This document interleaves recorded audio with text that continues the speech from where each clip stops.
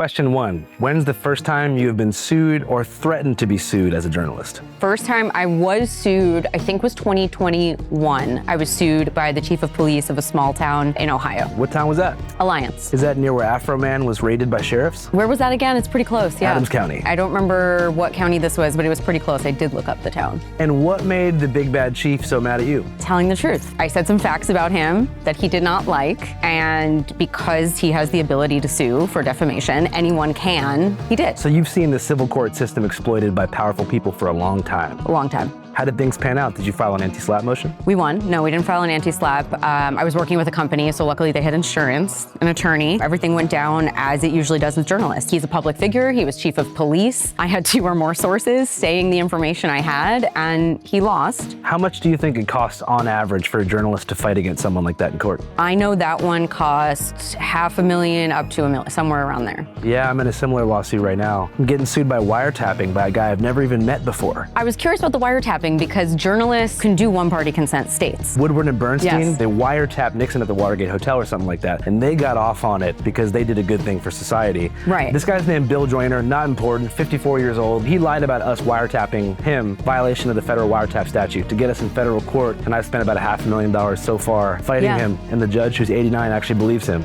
Well, she's an elderly lady. She's doing well. She'll live her last of her days praising Jesus, drinking Old English, and hanging out with her people. Wow. We were actually talking a lot about this today. When the judge is in the pocket with the police, is in the pocket with, you're the little guy. It's a closed system. It is, and you will win, but it costs you a lot of money. And do you find that weaponizing the Streisand effect? The Streisand effect is a phenomenon in which an attempt to suppress or hide information has the unintended consequence of publicizing the information more widely. Screaming the truth through a megaphone, so to speak, helps to increase pressure against the big bad guys? I do.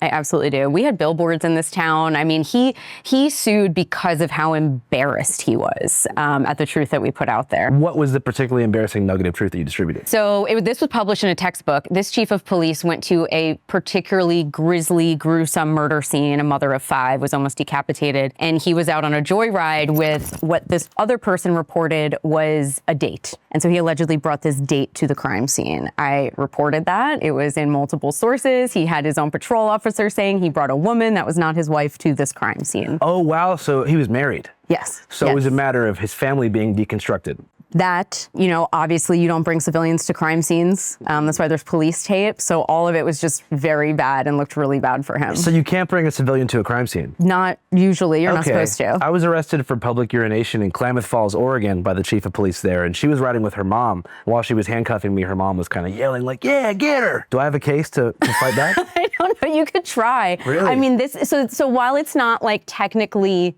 illegal, it's really bad practice because someone could contaminate a very grisly murder scene where there's blood everywhere, in which this police force did do. So that was what my piece was about. Well, thank you for the counsel. And thanks so much for taking the time. I really appreciate it. Yeah, thanks for having me. Yeah, of course. Ladies and gentlemen, you're watching Fivecast, our long-form sit-down program here at Channel 5. Available in video form on YouTube and audio form on all major podcast platforms. This is an interview with Maggie Freleng, a Pulitzer Prize-winning journalist perhaps best known for her reports on wrongful convictions in the U.S. legal system. As some of you guys may know, the U.S. has the highest incarceration rate in the developed world, with 1.8 million people currently sitting behind bars right now, 40% of which are serving time for nonviolent offenses, like drug convictions from back in the 90s, when third-time offenders were given mandatory life without parole in states like California and Texas. In Maggie's view, highlighting wrongful conviction cases and other various mishandlings of justice is essential in understanding just how broken the system is. So if you want to learn more, definitely check out our podcast. We'll put the link in bio. What was it like getting the big P? We didn't know we were submitted for it, and they announced it on Twitter, so it was really like anticlimactic. There's no physical awards, so it's just kind of this thing that floats in the ether. What was the piece of coverage that you think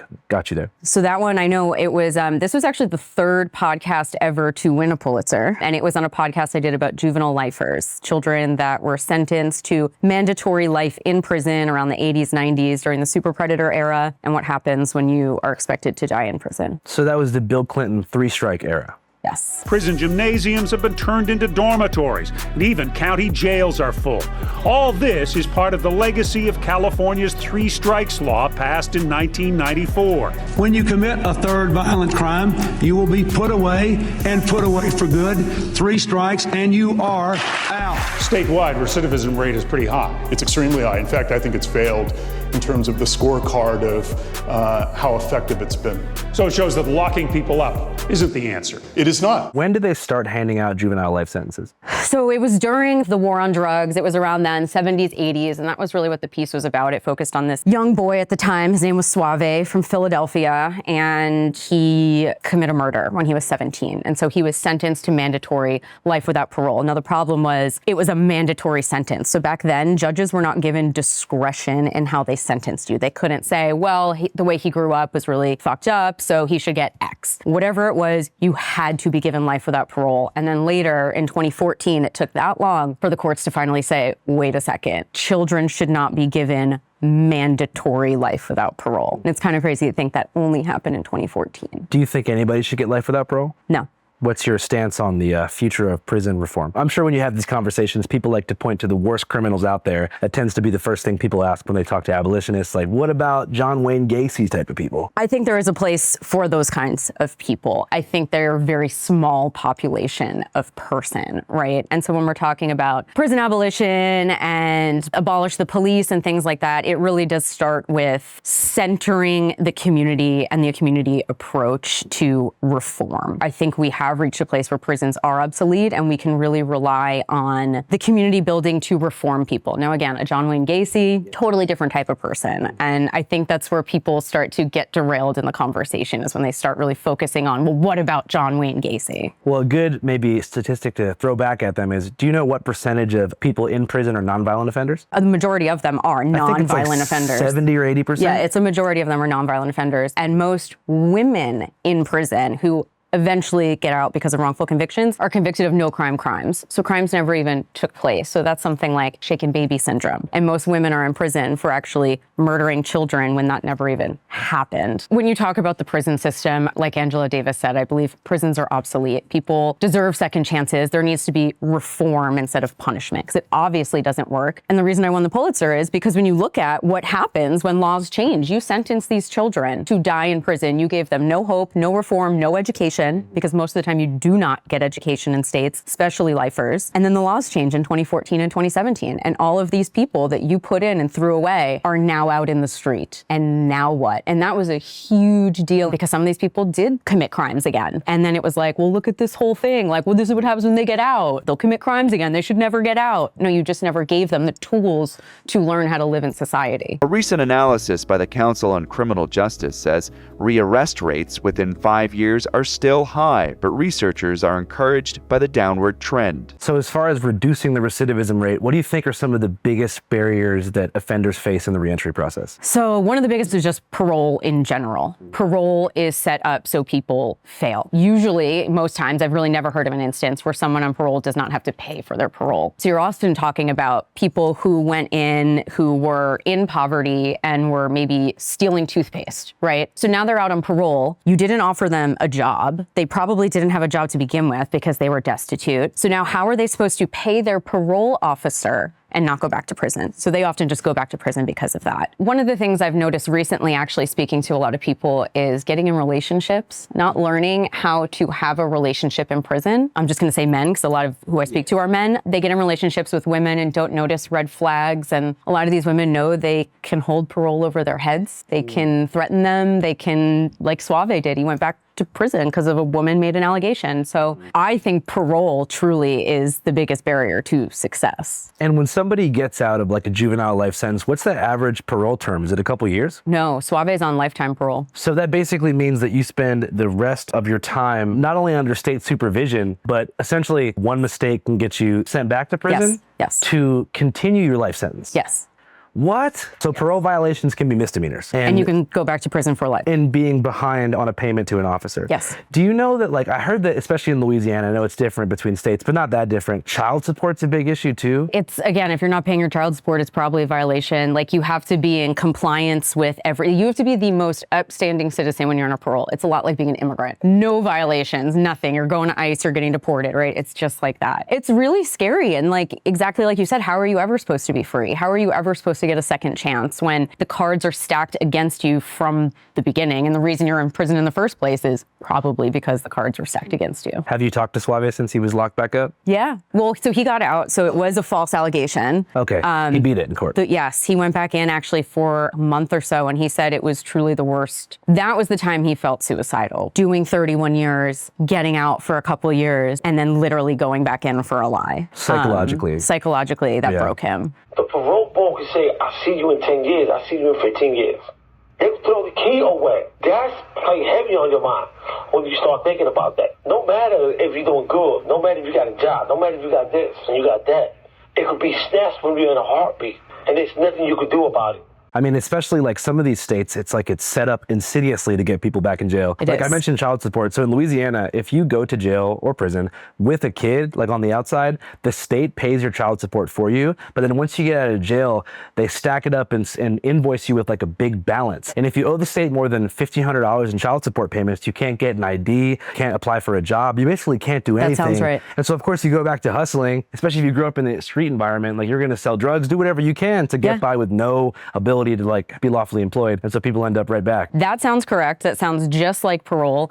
And actually one of the things you mentioned, kids, so I want to tell you, a woman named Alicia Burns, she was an innocence case I covered. When she was 16, she went to prison. She was being trafficked. She was 16. I mean, no one at 16 can consent. Let's just put that out there. She gets out on parole. She beats her, charges, but she's on parole. And she had children at that time. She goes back in for a parole violation. I believe hers was jaywalking. And she loses her children forever for a parole violation. The state took her kids. She didn't have anyone to give her kids to. She has no more kids. They were put in foster care. This woman who was trafficked as a child, was wrongfully convicted for a murder because she was trafficked, then violates parole for a conviction she never even did in the first place and loses her children for life. That is our system. Is that one of the stories that has like haunted you the most throughout this process? Yeah.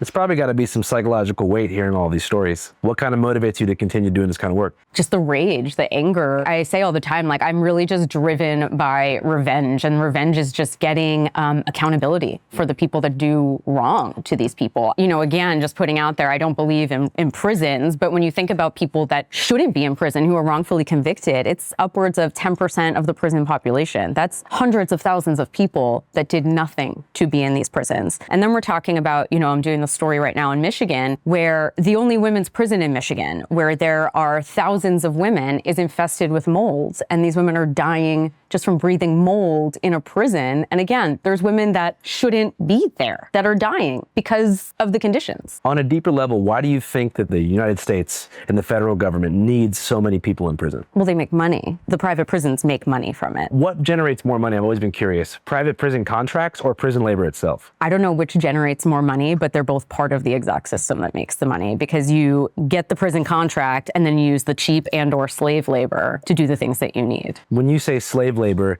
you mean like it's totally unpaid? Often it's unpaid, often it's cents. It was at Louisiana recently at Angola where they were discovering that all of these men were just literally working for free, cents on the dollar. If you think about it, that is slave labor. They have no autonomy. They're stuck in there. They have to do it. And it's some semblance of structure. They don't have to stay inside in the cell block all day. Especially in Angola, it literally looks like a plantation. It looks like a plantation. Well, it was, yeah. I mean, it's one of the most jarring images. If you just Google Angola prison, I think we're thinking of the same one, where the CO is on the horse and you just see a bunch of black men in a field. That is our prison system today. Have you been to the rodeo? No, I don't go to the rodeo. Yeah, I went there for a school assignment. It was my first story I ever did, like at a prison facility, and it was super interesting. I was like in the bullpen with some of the prisoners, and they were so stoked on it, because they got to get out. Yeah. And like the objective horrors of the situation, which is like mostly lifer trustees performing at a ticketed event for free people and running toward bulls, like damaging their internal organs. But they were just so stoked. They were like, I'm the best bull rider, and it was interesting. And I see why people might work for free as well. Well, do you remember the firefighters in the LA fires? I saw some pictures of that. They were all like young guys from prisons around California, and they were just fighting these fires. Like, that is free labor. What kinds of labor are most done in prisons? These days, I guess I don't really know. I know a lot of farming, like you saw in Angola. If there's farms, a lot of clothing production, like manufacturing, stuff like that, where they can have big production assembly lines inside the prison. Are most prisons private now, or is it still mostly state and federal owned? I'm going to say most are state, federal prisons, private, are run by CoreCivic or Geo Group. That's interesting. I just did a report about CoreCivic and Geo Group. I thought they were just doing ICE detention. No, they do not. So it's funny. So back in 2018, I was reporting on ICE detention centers. I started doing a lot of border reporting, detention center reporting. We were actually investigating who oversees ICE detention centers because the DOJ actually had a long system of oversight. ICE detention centers actually do not. They oversee themselves. And that's really the scary thing about the DOJ versus DHS. When someone goes into ICE detention, they literally disappear and they vanish. I was just surprised to see that those two same companies were also heavily invested in private prisons. Yes, they also own the private prisons. Because you mostly hear about them when people were talking about ICE. Well, I was surprised too when I found that out. Yeah, because back then when I was doing this reporting almost a decade ago, they didn't own as many prisons. Now they do. A lot of them donated to the Trump campaign and all that. Basically, their payback or like their scratch on the back is now coming in terms of like deportation numbers rising. Yes. At the end of President Obama's second term, then Deputy Attorney General Sally Yates announced that the administration would phase out private prisons. CoreCivic and Geo stocks plummeted.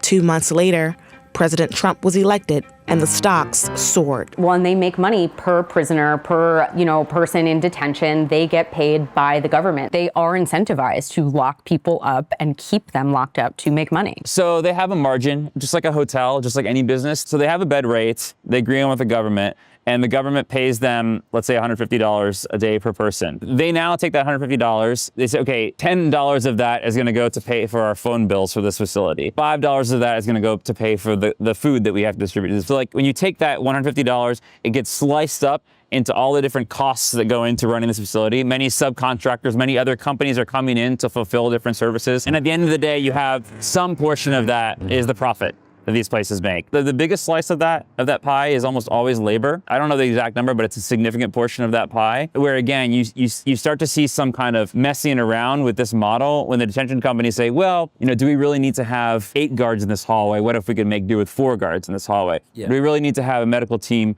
of 2 doctors and 6 nurses? Can we really make do with 1 doctor and 3 nurses? Mm-hmm. There are some regulations. Typically the contracts will say you have to staff these with a certain number of people, but there's also been a long history of the companies kind of failing to meet those staffing goals. Would you say that on average, the conditions of a privately owned detention facility are worse than that of one that is managed by a county, state, or federal governing body? It's hard to say. I think there have been some studies that show that, but I don't know if there's anything conclusive. How do you rank human misery? How do you rank suffering? And how do you rank conditions? I don't know anything definitive about that. So a lot of young people our age see stuff happening like mass detention, just basically everything going on, every distraction deployed by the Trump administration, the Greenland acquisition, as a distraction from the biggest story of the day, which is the Jeffrey Epstein file release. In your experience reporting, do you give any credence to that theory? They shut down the government to avoid the release of the Epstein files. And right when the second batch was about to come out, all of a sudden, the operation begins in Minnesota.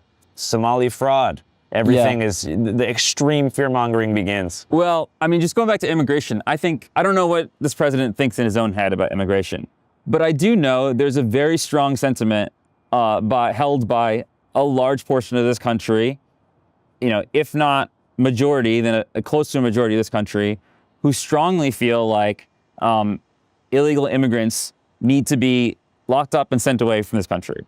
And this is a big reason, if not the main reason, that this president got reelected. Have you ever interviewed any of the officials involved? No, always deny request for a comment. Actually, it was interesting. I got back my ICE FOIA. I FOIA'd for some, ICE sexual abuse reports in 2018. I didn't get them back until 2022. They sent me the reports. So they're purposely slow rolling it. Oh yeah. I think that it is intentionally a black hole of a system. Same with like the media ownership class. It's like a black box. Who's above Time Warner C-suite? We don't know. We don't know. And you've done a lot of work at the border. I have. What's your favorite border town? Well, we're close to Brownsville, so I do like Brownsville. I think it's really cute.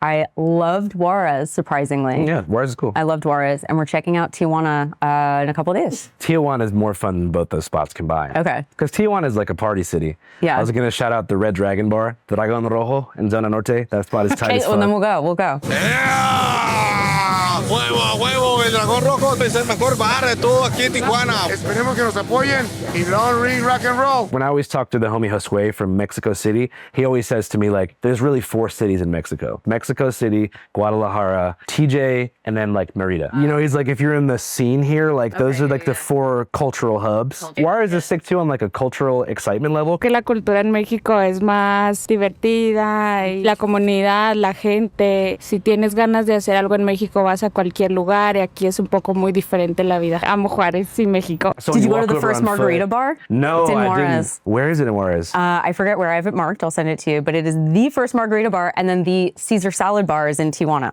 And then nachos were invented in Piedras Negras, which is across from Eagle Pass in Texas. No freaking way. Hell yeah. All right, we gotta hit that up. So your journey as a journalist didn't begin doing stuff like this. You were in the Alps.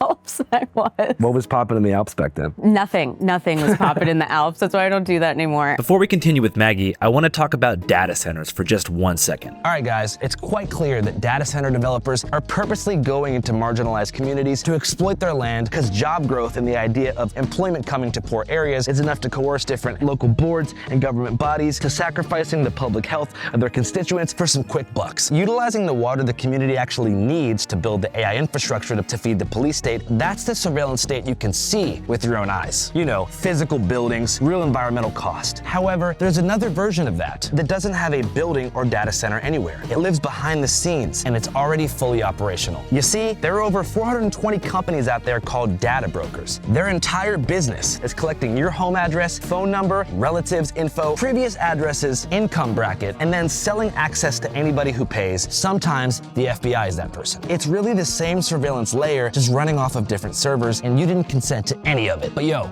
let's keep it real. You can't shut down a data center by yourself. But you know what you can do? You can pull yourself out of the private sector version of that, and Incogni can help get you there. What they do is contact data brokers directly, demand your info come down, and do a sweep every 60 to 90 days to make sure that it stays down. So far, they've had over 245 million removal requests processed and are doing more and more by the second, every day, Incogni is active, fighting for you, fighting for me, to keep our digital paper trail clean. Oh my God, they're heaven sent. Just go to incogni.com/channel5 or hit the link in the description box and pinned comment of this video and use code channel5 to get 60% off right now. Again, that's 60% off at incogni.com/channel5. All right, back to the video. I started journalism at 18, and so I wanted to do travel reporting. That was back when like Frommer's and all those like travel books existed, and so I wanted to do that kind of writing. And then I went and was like, this is just for rich people. Like, who reads these things? Rich people traveling to the Alps. And very quickly I was like, this isn't me. My mom was a union organizer. We weren't doing those kinds of things. And I was like, I want to give a voice to people. So it was not wine and cheese in the Alps. So your transition into this kind of thing began with dissatisfaction in the traditional travel journalism world. Yeah, I guess so. Yeah. And when did you jump off the porch being the Alps, and decided like, you know what, fuck all this, I'm gonna do my own thing. I'm gonna actually write about things that I and my mom would care about? So I started doing environmental conservation writing. I loved the earth and animals, so I was doing that. I worked at Fish and Wildlife for a bit. And then I guess it was when I went to Latino USA and started doing more like immigration reporting that everything changed and I met Suave. What was the first immigration coverage story that you came across where you're like, okay, this is worth it? I did a story about a plane crash that took place decades ago of a bunch of braceros, migrant farm workers from El Centro, and they were flying through California and the plane crashed and all these bracero migrant farm workers died. They were buried in a mass nameless grave. And so I did this whole story trying to uncover who they were. And this kind of gave me this historical perspective of immigration and kind of where we are now. So you looked into Imperial Valley history. Yeah, I did. Do you feel like the promise of like the UFW and all that has held up, or do you feel like the corporate agricultural lobby has taken the power away from the braceros? I think that people are always going to have power. I think right now we're in a moment where we need to remember that. And of course, the whole, sexual assault allegations against Chavez were really wild. The allegations involve, quote, inappropriate sexual behavior with women and minors during his time as president of the United Farm Workers of America. Dolores, where Huerta was the leader and she should be centered, you know, and I loved people really centering her, but the people will always have power. It's just, I think we're in a moment right now where the people with money, the state, they have a lot of weapons. And I think we need to remember that we have the power. So you think their goal, the goal of the current corporate capture, is to make us feel disempowered? Yes. And like our voices don't mean anything. Well, and I think also with a lot of this, like, you know, slopaganda online, just to like really keep us stupid. We had a conversation about psyops on psyops on psyops. Like, I think there's so much out there. So many psyops to keep us just uneducated. And when you hear something that's real or, you know, you just don't think it is, again, like we as a group, as a mass, as people have the power. We just need to recognize that and really pull our heads out of the slop. What psyop in particular grinds your gears the most in 2026? I really hate Taylor Swift, and I'm just always going to say she's a psyop. And what is she trying to do?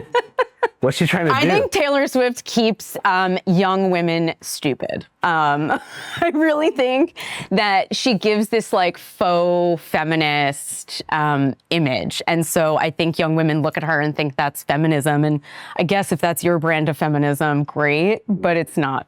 So you think that she's trying to shepherd in or re-shepherd in the nuclear family? And she's a horseman of the... Well, I think so now, especially, what's the name of the guy she's dating? And she's becoming kind of this like MAGA, like icon kind of in a way that Sydney Sweeney has become. But like Taylor Swift more so because she has always been that like Americana golden girl. It's gonna be a really long time to understand her. Like, why do people like her? What is this? And the answer is she's everything that is just so basic and mediocre. And so young women can look up to that. And I think that is part of the psyop. Like, just be basic. Don't really be any more than that. And celebrity culture itself, I think, is meant to like break down collectivism. The blind idolatry of different famous people is literally built to like create a consumer society. And that's what I mean in the simplest way of just keeping us dumb. Like I just think it doesn't allow us to expand our brains beyond seeing a celebrity as like a hero in a way. I don't espouse horseshoe theory, but there is like a kind of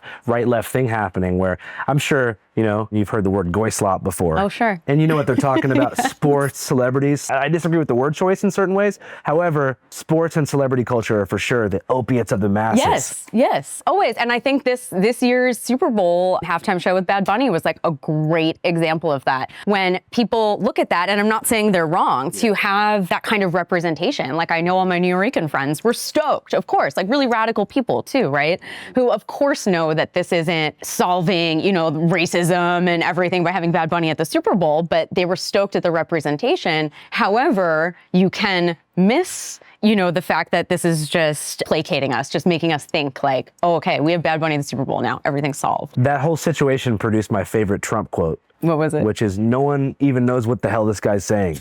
The president decried the halftime show as one of the worst ever and an affront to the greatness of America, adding, nobody understands a word this guy is saying, and the dancing is disgusting. It's like he's speaking Spanish, but in Trump's mind, he's just screaming gibberish. Yeah. So good for representation, but overall, culture war distraction. To distract us from the fact that the billionaires own everything, you really don't have a say in anything, and they're keeping you stupid. So you don't collectively come together and rise up and say we need a better world, and we can fix it. So you feel like maybe it's possible that the elites who control society on both the Democrat and Republican side of the aisle are actually in cahoots to keep us dumb and disengaged? If we've learned anything from the Epstein files, it is that these people all hang out together. They kick it hard. We got to keep the Epstein talk alive. We do have to keep the Epstein talk alive. Because it's dying hard. And there's still stuff that hasn't been released and hasn't been unredacted. Well, we started a war to keep us distracted from Epstein files. You think the magnitude is that severe? I would say so. Yeah. I mean, you know, I hear journalists, they don't want to put it out there because obviously we don't have the evidence yet. They ask the questions and no one can answer. Why does he feel so beholden to Israel? So you think that there's an elite blackmail ring that's trying to manufacture compliance and consent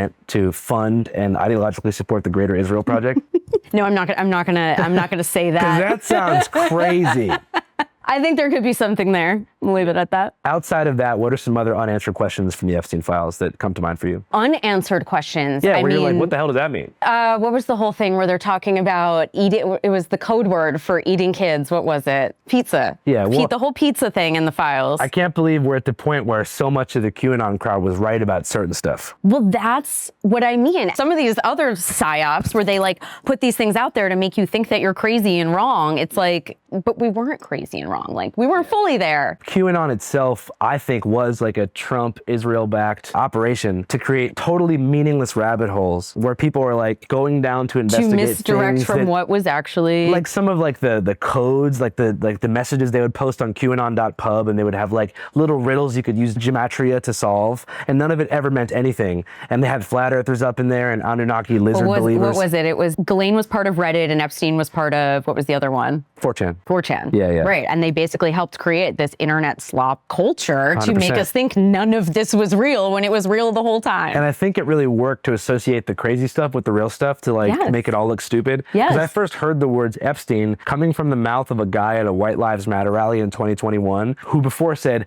Kobe Bryant was assassinated by the Clintons. They assassinated Kobe Bryant. They tried to kill Tiger Woods in that car accident recently. Why? The Kobe Bryant deal is that he had dirt on the Clintons. I love black people. I love everybody. Then he said Chester Bennington and Anthony Bourdain were about to make a documentary together about Frazzle Drip, and then the Deep State took him out. And then he's like, and there's a guy named Jeffrey Epstein trafficking kids in the Caribbean. And so my word association was like, oh, that must be bullshit. And were you in that boat, or were you way hip to Epstein before the files came out? Here's the thing. Because I live in this world of true crime and murder and horrible things all the time, I absolutely believed there was an elite class of pedophiles trafficking children because I knew of Johnny Gosh back in the 80s, the milk carton kid, Tara Calico. You hear of all these stories in the true crime world. When I saw these things, was like, yep, I was right the whole time. Like, we knew it. Like, why is it so shocking to think that there are elite people that traffic children when you're that rich and you have everything at your hands? What's the one thing you can't have? So you think it being so forbidden makes them want to engage with that kind of thing? It's also the worst thing you can do, so you can hold that kind of thing over somebody. Power especially over other people. If recorded,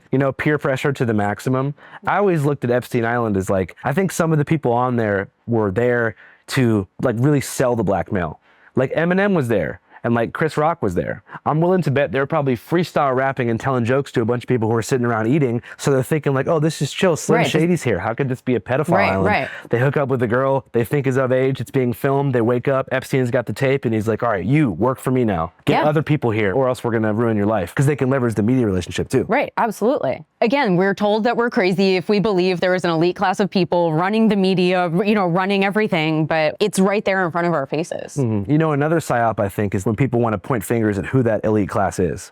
And it's happening a lot right now, just with Jews as a whole. And what do you think about that? It's really wild. And it comes back to Israel. It comes back to the intentional conflation of Jews with the state of Israel and all of the horror that Israel is doing. Truly, as a Jewish person, I've been saying lately, I've never seen so much anti-Semitism in my life. And it all is because of Benjamin Netanyahu and the Israeli project conflating all Jews with Israel. It's terrifying. It's really scary to see right now as a Jewish person. And I don't really know what to do about that. I've seen a lot of people in the Palestine movement too, like really bordering on anti-Semitism when it should be anti-Israel. And we need to remind ourselves that that was the intention of Israel, is to make sure that they can always exist because they need a safe place for Jews to go. And in order for that to happen, we have to have the anti-Semitism. So it's intentional. And all of us need to be aware of that and make sure we are countering that. So you feel like as a colonial project, they hijacked the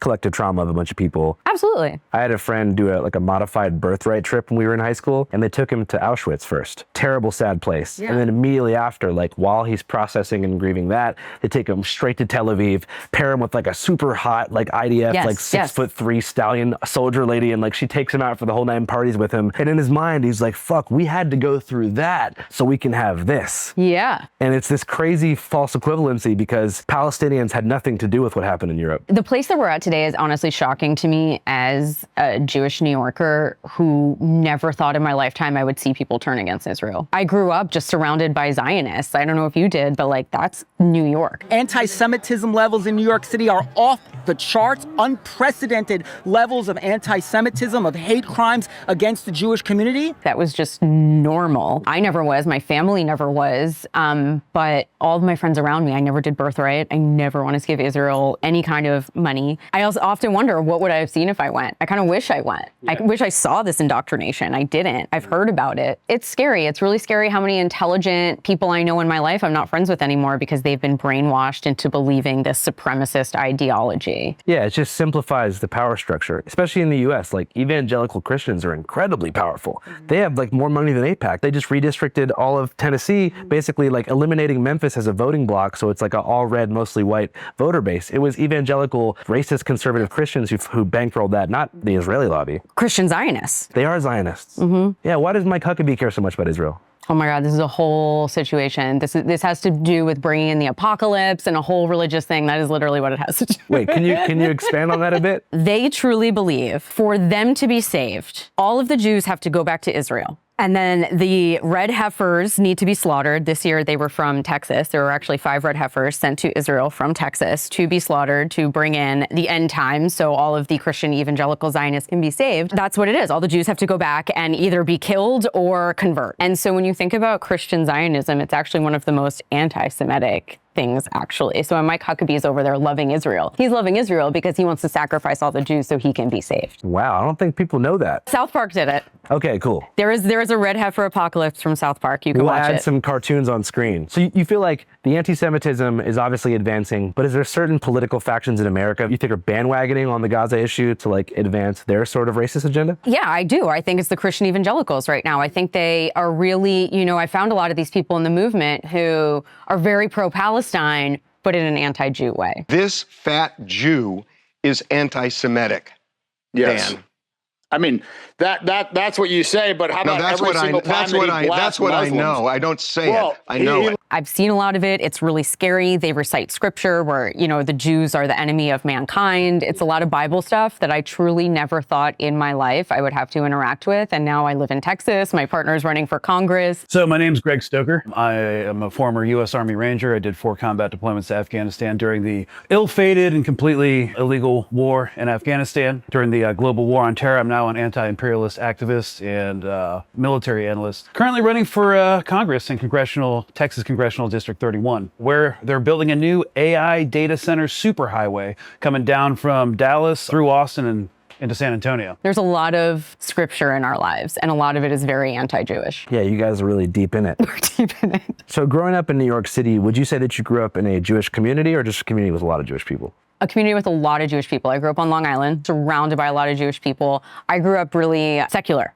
Like we just, we did the Hanukkah and we didn't really go to temple or anything like that. So I think that's why it was very easy for me to kind of separate myself from this Israel homeland situation. But I always knew it was important to Jewish people. I never really understood because there were times in my life where I would ask questions. And then I told an ex who was Jewish and his whole family that I didn't support Israel. And then at the dinner table, he goes, "Mom, Maggie doesn't support Israel." And it was this fork dropping, gasp moment. And I was like, oh, I guess that's really bad, and that was my boyfriend on Long Island. So I was surrounded by it forever. And again, I just never thought we would be in a place where people are finally calling out Israel for what it is. Do you think that the public pressure campaign will ultimately work against them? Or do you think they're so powerful that it's just going to be like buzzing of a fly? No.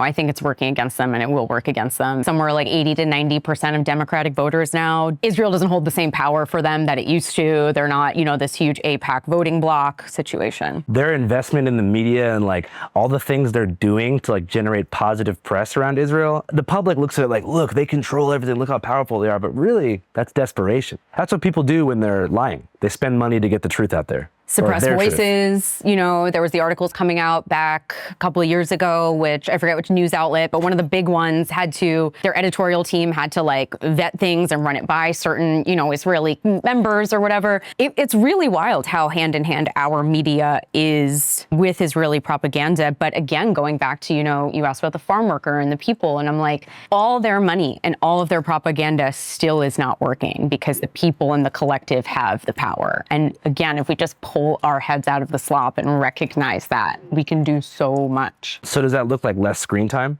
I think less screen time. I love seeing that Gen Zs are like doing flip phones and like, I'm like, we're ready to bring back VHSs, DVDs. Like, I'm so sick of all of it. And in-person gathering. In-person gathering, just having conversations like this where you can have like, not Charlie Kirk debates, but just like literally with your friends where you can talk about psyops on psyops and be like, wait a second, are we kind of getting to something here? Do you think Charlie Kirk was taken out by Israel for blowing the whistle on everything they're doing? I think there are lots of questions that can't be answered. The Charlie Kirk rabbit hole to me is a bit boring. You think so? He's already dead. But you don't care about the guy that there was no way he could disassemble that gun in seconds? I think that there's a billion reasons why somebody would want to kill Charlie Kirk. But it wasn't that guy. It was, are you sure about that? It wasn't that guy. I'm going to say it wasn't that guy. Okay, cool. Different guy. There was a different guy. It's someone.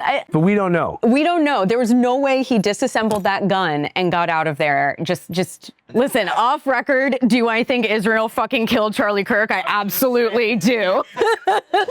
Off record, on record. I think Israel killed Charlie Kirk to see what would happen when they killed Trump. Do you think Trump's ear shooting was staged? Totally. Yeah. But I'm saying Vance is the ultimate Palantir Israel first candidate. Okay. He's the clavicular of politics. Do you think he's behind a lot of this? I think that all the powers that be, the actual people behind the curtain, which is the tech oligarchs that are connected to Israel, the corporate establishment, are priming Vance to be the ultimate AI Israel candidate. They think Trump's sort of like a dumb old mobster uncle with like gold toilets who just like dances around. And they liked him when he had a lot of energy.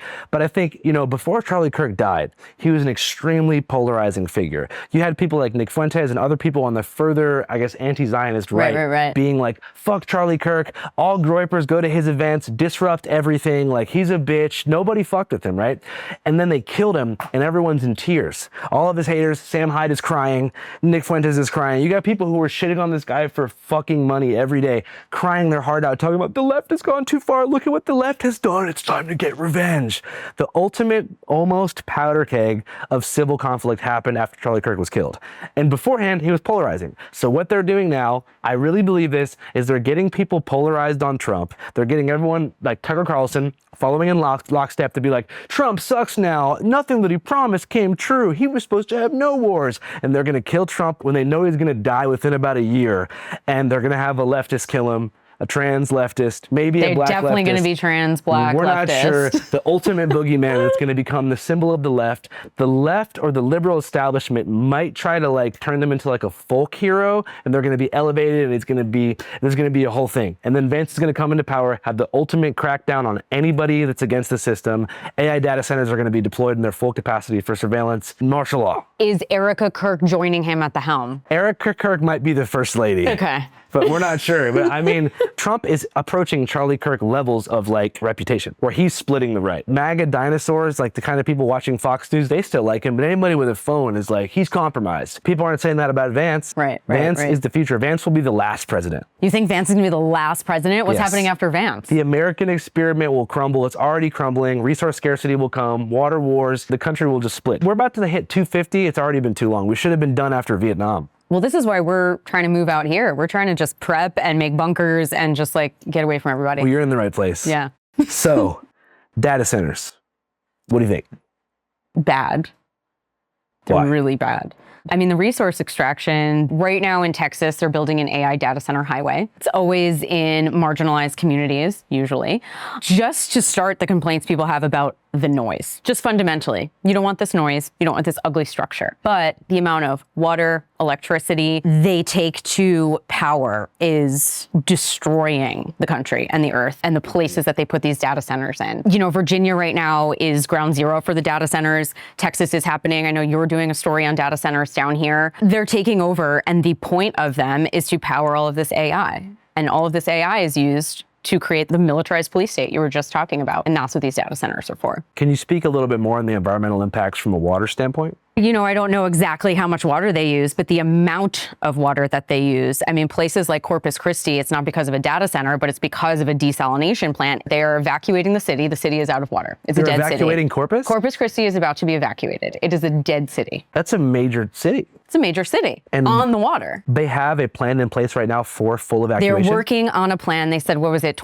by next year, they will have evacuation plans to evacuate Corpus Christi. Now, local officials are warning the city's reservoirs are on on track to run dry by next year. The hard part about all this stuff is like the real estate developer lobby is going to just gaslight the public until like everyone has to leave now. They're going to do whatever they can to fight to keep people in those properties paying their mortgages, because otherwise their investments Well, that's what I was thinking. Exactly. Like imagine having bought a house in Corpus Christi and now like that's your retirement, that's your investment, and now they're like, oh, this is a dead city, you gotta go. But that's scary. That's close to us in Texas. And you know, when you live in a place like here out in the desert, you do think about water and you do think about how much these data centers are using. And you know, maybe when I was in New York, these weren't things I was thinking about as much because they didn't affect me as much. I really understand the term East Coast elite and that bubble we live in out there, because life is so different in Texas and I see the actual effects data centers have on people. Why do you think that data center developers choose marginalized communities, let's call them counties and cities with high unemployment rates, as prospective locations for their centers? Because they don't have the power. They don't have the influence, the voting power. They can't do it. They need the politicians to speak for them and say no. And a lot of politicians don't do that because they're in bed with the people putting in the data centers. And also probably like the idea of job creation. If you dangle it in front of someone who's struggling or a community that's struggling, they'll be like, yeah, sure, let's do it. Yeah, and they need people to cool the data centers. Yeah. What's crazy though is like all the short-term jobs are pretty fat for the constructions, but then after 2 years, it's like 100 or less jobs. So these things after they're built pretty much run themselves. What do you think the future of data centers are going to be? Are they ever going to stop? Like, do you think the people are going to have enough power where we're like, no? Like the community after community is like, not in our backyard. I keep thinking that we're at like a generational watershed moment where like the people are going to seize the power and then things just keep happening. Their goal is to make us disheartened. You don't want to fall into that like cynical theory of like, well, we can be as mad as we want. Protesting doesn't do shit. Let's just stay at home and not investigate anything because we're fucked in the end no matter what. Well, how many people said that to me during, you know, the Palestine stuff when we would be out there all the time protesting and people were like, what is that doing? What do you think it does? Keeps momentum. So, and I think it keeps, you know,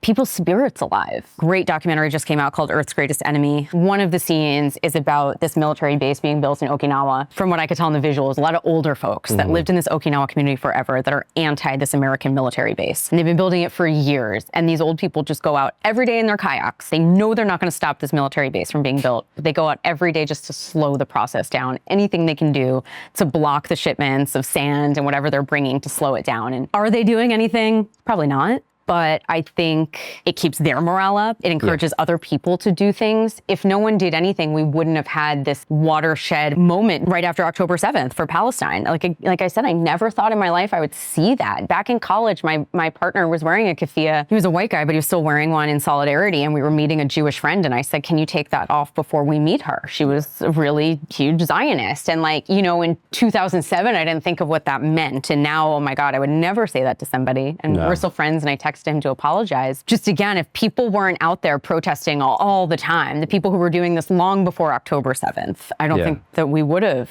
had such a movement after. Yeah, every time someone's like, oh, protesting doesn't do anything, I think about 2020. Because now every cop in America knows that if they do some out-of-pocket shit like Derek Chauvin did, the whole city will burn and people will blame them. So I think just like public backlash does like hold weight in the conscience of authority figures. Because they're like, oh shit, I don't want to be the guy. I don't want to be the guy on TV. I'm just a guy making, you know, above minimum wage work in this job. I hope so. Like, you know, again, going back to working in the criminal legal system, working with DAs, prosecutors, all the time. Like, I'm like, I hope that they think that. I hope they know there's people out there like me that are going to do a podcast about how shitty they were, you know? But then I'm going to still see it all the time. So I don't know. We have a Renee Good. Like, I don't know. I think ICE is like a little bit different. Or it's hard to explain because like all the ICE officers that were involved in the fatal shootings in Minnesota during Metro Surge were like knucklehead Border Patrol guys that like just got ICE uniforms and Trump sent them out there to join the ERO teams because they're like, we need numbers on the street. And these guys are used to working at the fucking U.S.-Mexico border where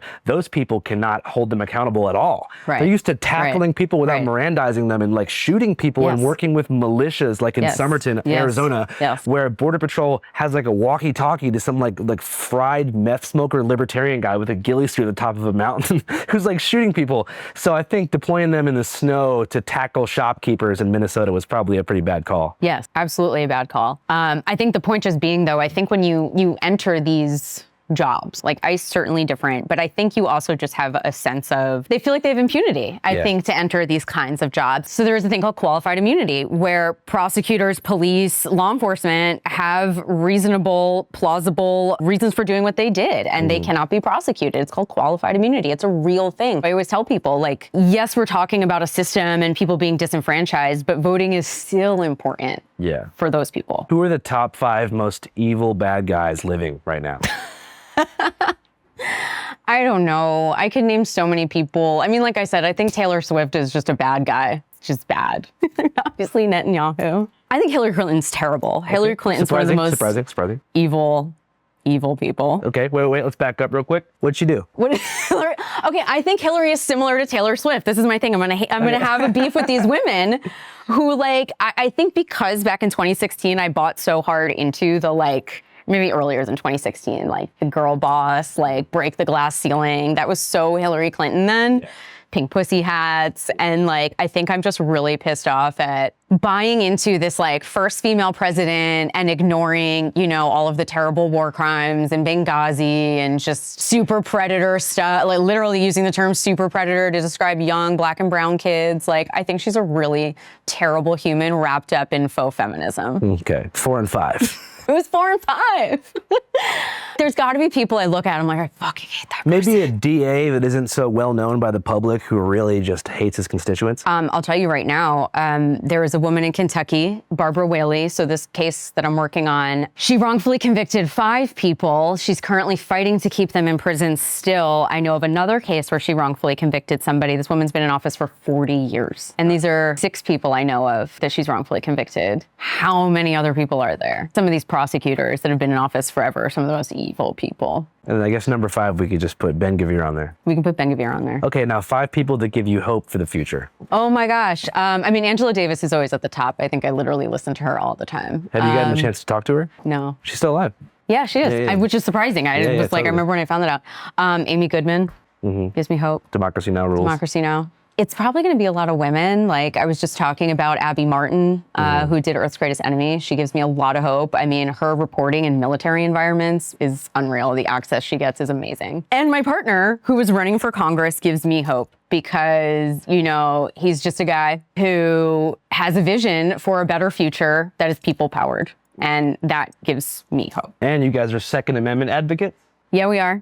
Should the left arm itself? The left should absolutely arm itself. How are we going to do that? Get your guns. And actually, this is what I keep saying to all my trans homies. My trans homies, gay homies, like, they're coming for your guns first, literally. They're trying to do that. So we must arm ourselves. And if you're a trans homie in a state that you can't get a gun, we can figure it out. We got this. Or if you're a straight white homie with some crazy ideas, get yourself a big ass gun or a small one. But remember, gun and safety. give them to your trans homies. Give them to them. And gun safety first for everybody out there watching. Absolutely. How important is gun safety when you're learning to use them? Super important. I mean, you know, I'm from New York. I didn't handle guns a lot. I didn't have a gun in my home. I didn't learn about guns until I was older. And now having a gun in my home, it definitely was scary at first. It's scary to be around handguns and open a drawer and be like, oh my God. But yeah, practice safety. I put it in locks. I have a babysitter. I lock my gun up. Like, if you're going to be a gun owner, be smart. You have to be. Any parting words for the children of the world? Or maybe the disaffected teenagers out there who are just scrolling on reels all day, watching dumb shit? It feels so good to get out there and just burn shit down. Literally. Like, put your anger, I know you feel it, get it off of the internet and just go out there. There are people like you. Just go out there. It feels so good and you actually are doing something. So the new revolution is hanging out. Hanging out. I think the kids know that though. Yeah, the kids are hanging out? I think the kids are hanging out. How about advice to somebody out there who's a journalist being sued by a big, powerful bad guy with a big ass settlement demand? Don't back down because they want you to back down. They want to silence the media. So don't back down, double down. Double down. Try not to go broke. But I mean, there is a First Amendment and press protections for a reason. Have you been to Double Down Saloon in Vegas before? I've been to many Double Down saloons with the ass juice. The first one was in Vegas. Yeah. But the one in New York's okay. It's okay. Vegas is better because I think Vegas has the ass juice. The original ass juice. Yeah. And it's open all the time. Yes. And it simulates nighttime during the day, which is good for drinking during the day. It is good for drinking during the day. It doesn't make you feel like such a loser. You know, it seems like you guys have a great couple success story here. I think some people at home might be wondering how you guys met. We met at a Raytheon protest at South by Southwest. I was moving from New York and I knew he lived in Austin. I didn't really know too many people that were into the movement, protesting. And I hit him up and was like, hey, let's protest together. And he's like, I'm going to this Raytheon one. And we met up and he never left my house. He had death threats, active, credible death threats. From Raytheon? No, from strangers on the internet, Zionists, military wackadoos. So we hid out in my apartment. It's been like 2.5 years now. That's amazing. So your first date was a protest. Raytheon protest, yeah. In protest of the military-industrial complex. Yes. We haven't even talked about defense contractors. No. And, you know, just one thing I want to mention is like Greg and I came from such different places. And I think this is such a millennial experience and just like a disenfranchised experience of like, I went to college. I was told that's what you do. Like you take out all these fucking student loans. I have over $100,000 in student loans. You go to college, you get your degree and you're successful. Mm-hmm. He's told you go to the military, you do these things, you get all this stuff, your life is set for you. Speaking of horseshoes, like we just came to the same place in the end of just like, what the fuck was all that for? Like we're at the same place of disenfranchisement with the entire system. We both did everything we were told to do that's right. He's got PTSD. I have debt. He was in, you know, all sorts of war crimes overseas. It's really interesting for us to talk and think about how we wound up at the same place coming from such different places. So that could be some good advice. If you're looking for a perfect partner, go to a protest. Tell the kids, go out there and protest. A People niche are protest. angry. Yes, a niche protest. Because a Raytheon protest, you're probably more likely to meet someone cool than a No Kings rally. Absolutely. What are some other protests you think are good places to meet people? Oh my God. For lonely singles in our area. For lonely singles in our area. We've gone some data center protests. That's pretty good. It's pretty good. All right. Well, thanks so much for your time. Yeah, thank you. It's a great interview. Thanks for coming on. Thanks. Hell yeah. Hey, what's up, guys? Andrew here. I hope you enjoyed the episode. I had fun making this video, and I had fun making something else too. As of today, right now, Channel 5 has launched its own streaming service outside of the big four social media platforms. Total digital algorithmic freedom, baby. And it's called C5 Now. Not today, not tomorrow, but right the hell now. And it's something we established with the sole purpose of giving other documentary filmmakers the chance to have their work out there and get paid while doing it with a very fair revenue share without having to go through Hollywood and be subject to the ridiculous non-scripted film mandates that have pushed aside great documentaries to prioritize more Tom Brady, Taylor Swift, or Ted Bundy slop documentary content. Again, our platform is live right now at c5.now on your web browser or as an app on your smart TV and phone. We plan to publish a new film every single week from now until the rest of eternity, and have currently loaded up 5 bangers to get things moving. The first film is called The Art of Protest by our friends over at Indecline. It's a wild ride. The second film is called Starcash by Haley Garrigus. Another wild ride through Wall Street as told by the astrologist who actually called the shots up in that bitch. The third is a profile documentary on the legendary physicist Gabor Mate by Asher Penn called Physician Heal Thyself. The fourth is called Rat Film by Theo Anthony, which is a sick-ass movie about Baltimore's rat population.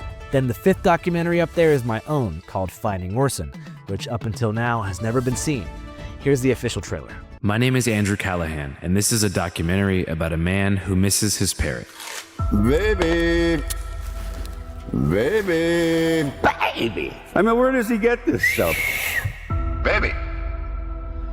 Baby. He's living in this, maybe we should go circling that area too.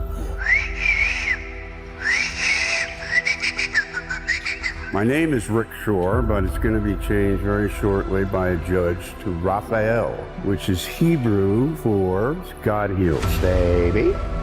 Baby. Hello, baby. Orson? This beautiful little parrot got his beak torn off, so he has trouble eating a little bit. It's the animal soul and my soul communicating telepathically. I can communicate with any animal. Birds, cats, dogs, horses. I need him back, man. It used to be called bird brain, was a condescending thing to call a person because people thought that birds had small brains. The term bird brain, who started it? And what's the agenda? Because obviously there's an agenda at play. Do you know what I'm talking about? I think we should roll with it, man. They're trying to keep us away from what could be the strongest bond in the animal kingdom. You think it's conspiratorial? I think it's conspiratorial element. Deep state cabal. Deep state, don't go there. That's proof. Of dog lovers who are connected to the ASPCA and probably funded by the kennels themselves. Think about Petco. There's a dog in the logo. Who owns Petco? Blackwater. What do? finance the Iraq War, provide CS tear gas for the National Guard in Portland. You're in a roll, dude. I just care, man. Huh? I just care about the birds. You just care about the birds. Think about it. When's the first time you heard bird brain? And when's the first time you heard someone refer to a dog as man's best friend? You think the dog came up with this? No. Think about all the films like Air Bud, where they promote a human canine union. You ever seen a bird star in a film? How long have you been thinking about this, bro? My whole life. Just because they have a small brain doesn't mean they're not intelligent. He said the reason he reached out to me is because I'm Jewish. He's talking about apples. He discovered a new kind of apple. Unfortunately, it was not Little Orphan. What do you think the likelihood is that we'll find our friend's bird? Very, very unlikely. He probably is in somebody's house right now and they don't know how to get in touch with him. I don't hit him. I just hold him really tight and I say, no. It's the only thing I got. I got a rare disorder I've been struggling with for 40 years. My girlfriend died of MS. He was in a lot of pain constantly. Hello, baby. To him, Orson symbolized more than just the loss of a pet. They were best friends, and Orson was the only living creature he had left, the only person who told Rick that he was loved. Orson? All right, if that seems like something that you want to see, and you want to watch all those 5 documentaries, go check out C5.now. It's $5.55 a month, but that collective capital goes straight back to all of us, back to the directors, and into the hands of the people where it was supposed to be in the first place. Fuck the authority, Channel 5 News, link in